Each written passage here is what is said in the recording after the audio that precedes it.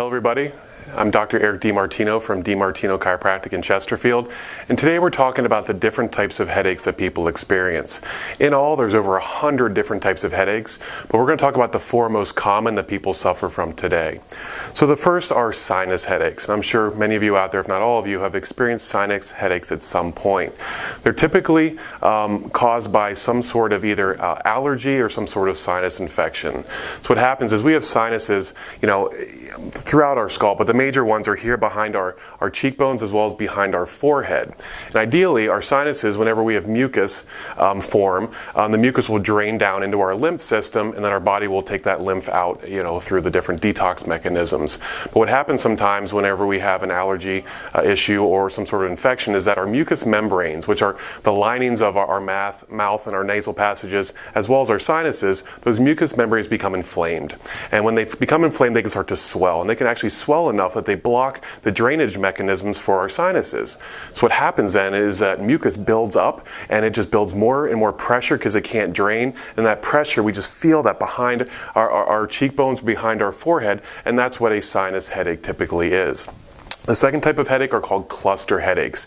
These are typically the most painful headaches. And what happens is you'll usually get a very sharp, intense pain behind one eye. They usually will last anywhere from 10 to 15 minutes to up to several hours. And they call them cluster headaches because they usually happen in groups. You may have several of them over a period of a couple days or weeks, and then they may go away for months or even years at a time before they return. And the third type of headache are very common. We hear people talk about migraine headaches. And migraines is more of a throbbing pain that can last for anywhere from a few hours to even a few days.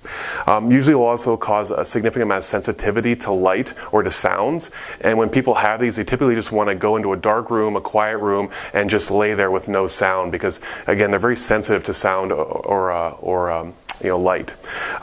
Usually nausea will be associated with this as well, and commonly, if you talk to people that have had migraines, they'll have something called an aura before it, where they'll start to see like visual changes. They'll see like little wavy lines or different shapes, and that usually precedes a headache. So when they get that, they know that a headache, unfortunately, is coming, or migraine is coming. Typically, when people have these, they'll usually have a couple per month, and this can persist for many, many, many years.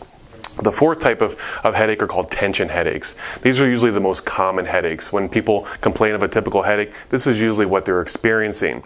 And it's going to feel kind of like a tight band that goes right around your head, or even maybe in what we call the suboccipital region, which is the base of the skull. You'll have a lot of tension in that area, and that causes a headache as well. Usually with tension headaches, you're not going to have any other symptoms associated besides just that. And so we're fortunate to be able to help a lot of people in our office with headaches. So if you or any of your loved ones are suffering with headaches and would like some help, we'd be happy to be able to assist you in that. So what you can do is click the link below, and it'll take you to our new patient special offer where they can get a discounted rate to have a complete evaluation to find out if we can help you. So I hope this sheds a little bit of light on different types of headaches and that people experience, and I hope you guys have a great day. Thank you.